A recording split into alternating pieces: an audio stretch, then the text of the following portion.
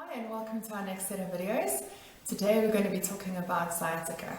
Sciatica is a pain that spreads down your leg from your back. It's usually associated with a sharp shooting, stabbing kind of pain. Sometimes there's some burning, sometimes you feel pins and needles or tingling down that leg. It's usually in one leg only and it's usually affected by your positioning of your back. So sometimes sitting can make your pain worse. Sometimes lying down can make your pain worse, so some pressure on your back changes what happens down your leg. Sciatica usually happens from the lower back and it can come from a various amounts of structures. So most commonly it can come from the disc, so there's inflammation around the disc that puts pressure onto the nerve where it escapes out of the spine. Otherwise it can be from a sprain, so if you've bent down and picked something up, or you've twisted it, or you've fallen and there's some inflammation around the ligaments where the nerve comes out. Or sometimes it can be muscle spasm further down, so outside of your spine, more in your hip or your leg, which then can put pressure on the nerve and give you that pain down your leg.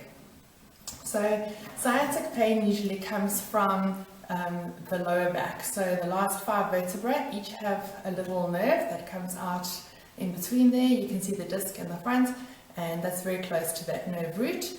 And then these 5 nerves form together to form one thick nerve that then goes down your leg. It splits in 2 in your calf and then goes down into your foot. So any kind of pressure build up in this area here can then affect what's happening down in the leg. So saying that, we can then obviously change the pressure on the nerve from changing the position in your back.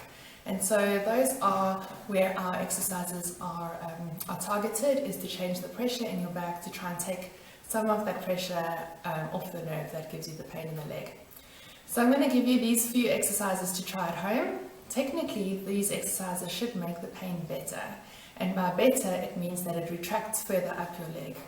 So if your foot is really sore, or you have a sore big toe or into the side border of your foot, and that pain is worse, the calf pain is maybe not as bad and it gets better as it gets towards your hip, then we would say that that's a nerve root compression, and that's when there's a large amount of pressure on the nerve root.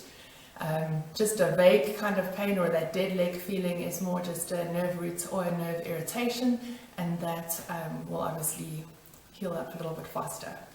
So we call centralization of pain getting better. So that's where the foot pain or the calf pain gets better and the pain moves further up the leg. Peripheralization of pain is when the pain is getting worse, and that means the pain that was in your leg is now going further down into your calf or into your foot. So these exercises I'm going to show you are to help centralize the pain, and that is to make the pain better. So it sometimes is quite alarming when your foot pain becomes a calf pain. You sometimes feel that that's getting worse, but it's getting closer to the source in your lower back, and that is something getting better. So doing these exercises, if you feel the pain getting worse and the pain is going further down your leg, then that exercise is not made for you. If the pain is getting better, as in it's coming back to the center of your back, that is centralization, and that is good. It means the pain is getting better. So if the pain is getting worse, it can be that there's pressure building up in the back, and it depends what's happened at the spine. So maybe the disc is a bit more involved, or maybe the facet joints or the joints in your spine are a little bit more involved, and that would definitely need an assessment by a physio. So get to your physio and make sure that you are being treated for the right thing. So here we go with some exercises. Good luck, and let me know how you get on.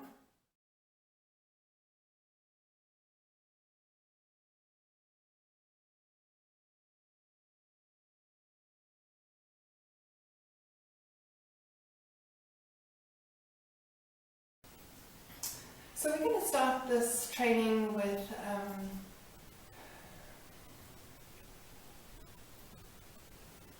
so the first treatment is to try and take some pressure off the disc. So you'll notice that if it is a sciatica that's giving you pain down your leg when you bend forward, we're going to try and do a lot of interextension to try and place the pressure on different points in the leg or in the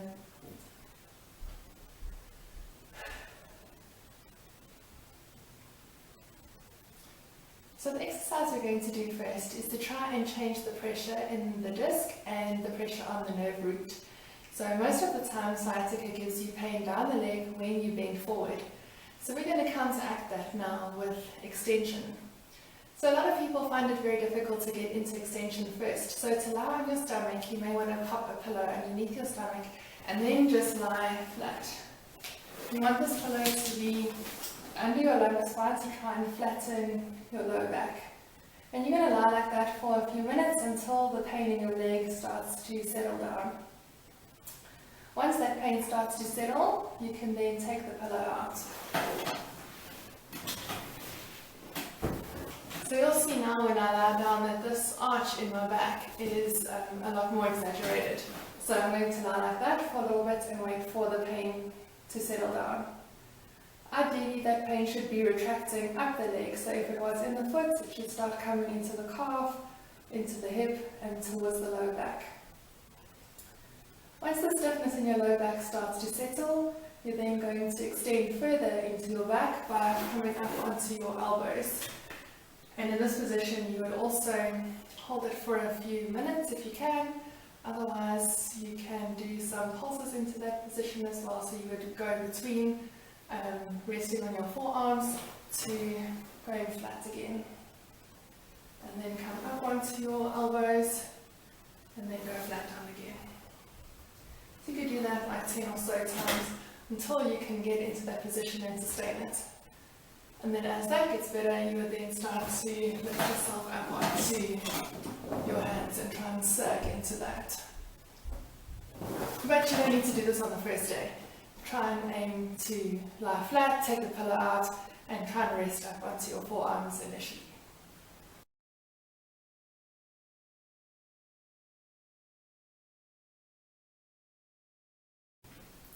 So you can also do lumbar extensions in this cat-camel kind of maneuver as well.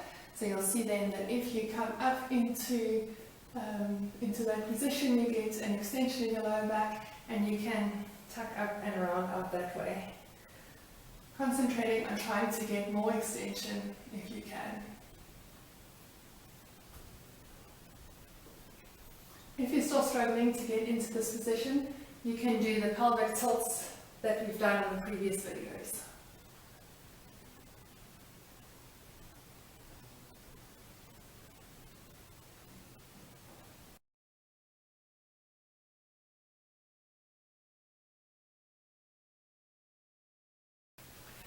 So what I'm going to show you now is the standing version of the lying down extension that we did a little bit earlier. So it's very difficult to go and have a lie down every hour on the hour, especially if you're at work. So this you can do standing, and it is advised to try it every hour. Try and do 10 every hour and try and see if that helps to settle that pain. Especially if you've been sitting for a while and that pressure has built up on the disc and on that nerve and it's starting to give you that pain down your leg. Then you would get up and try some of these.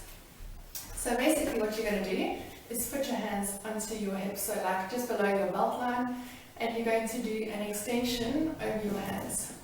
So ideally you are not going to be doing anything with your legs, so you don't let your legs come forward. You're going to keep your legs straight and you're going to provide a forward pressure with your hands on your hips. So your hips are basically gliding underneath your spine. So you're going to kind of push yourself and then lean over backwards. So the first few of these are going to be quite sore. It's the same as if you've fallen asleep on your elbow and you try and straighten up your arm. That first initial movement is quite painful, even though there's nothing wrong. There's that stiffness in the joint. And it's going to be the same way. These muscles are tightening up around that joint to try and protect it, and that joint is getting stiff. So the first 10 or so are going to be a bit uncomfortable, but you would just go to the point of pain and back off. Don't go through the pain, just keep going to try and loosen it up. So you would start when you've only got that much, and then it gives you that like pang. You're going to ease yourself into it until you can extend as far as you can go, and you're going to do 10 of those every hour.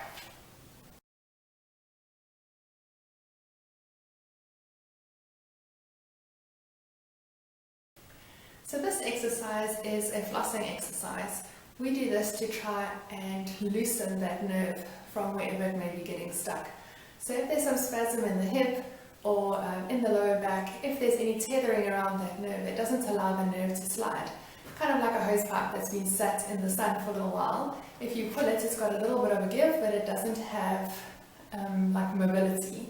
So especially if you're washing the car and it gets stuck around the tire of the car, if you go to pull it, it will just give a little bit, but it won't necessarily come loose unless you go and physically wiggle it out of the way. So this is kind of what that is. It's the wiggle to try and loosen that nerve out. So in the beginning, when things are still a little bit tender, you can do it sitting up with your back straight. And what you're going to do is, like, as you lift one leg up, you'll start to feel that pull down the leg or into your back. If you drop your head down and it makes it worse, then you know that it's working on that nerve. So in the beginning, all you're going to do is lift that leg up, and then as you point your foot, you're going to drop your head. And as you pull your foot up, you're going to straighten your head. So you're just going to up and down 10 times to try and loosen out that nerve. As you feel that starting to get better, as in that pain is coming up from the calf, closer to the hip, you can then add some flexion into your back. So you would then drop yourself into a slump, and then lift that leg up and see what you can manage there. You're going to then do the same thing. Point your foot, pull it up. Point your foot, and up. So when the foot goes down, your head goes down. Staying in that slumped position. So this kind of exercise helps to ease that driving pain. A lot of people get that driving kind of ache in your leg when you've been sat with your foot on the accelerator for too long. So this helps to like loosen out that nerve. Give that one a go.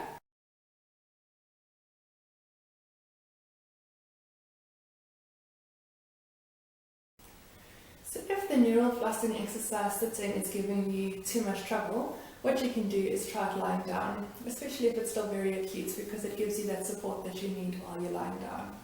So you would straighten one leg down if you can, and then the affected leg you're going to hold up, and then pulse your knee, bend and straighten until it starts to ease off. And as that leg pain either settles down or comes back closer, you would then try and get your leg to where you can straight and point and flex the foot. So this is also a neural flossing exercise.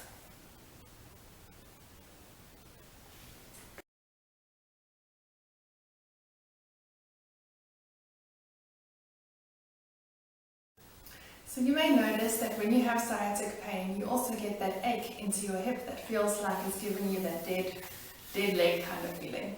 And it can sometimes come from a trigger point that's sitting in the hip muscles, usually your gluteus or piriformis muscles that really grab onto that sciatic nerve and give you that dead leg kind of feeling. So often we're tempted to start treating that at home. The best way to do that is to grab a ball. You can grab a tennis ball or one of your dog's shoe balls or fetch balls. That's a nice solid firm rubber ball. Otherwise grab like a lemon or an orange or something at home. And what you're going to do is you're going to sit on this ball. So you would try and position it underneath where you feel that tension is coming from. You may have to change around your position to feel that you get the right spot.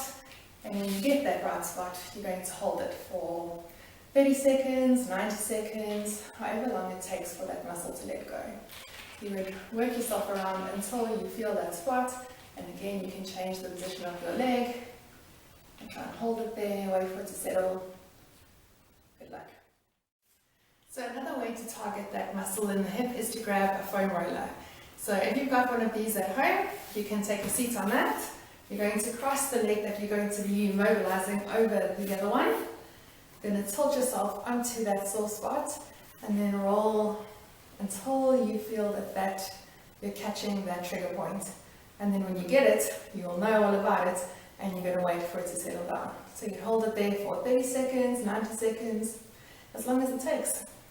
Good luck with this one too.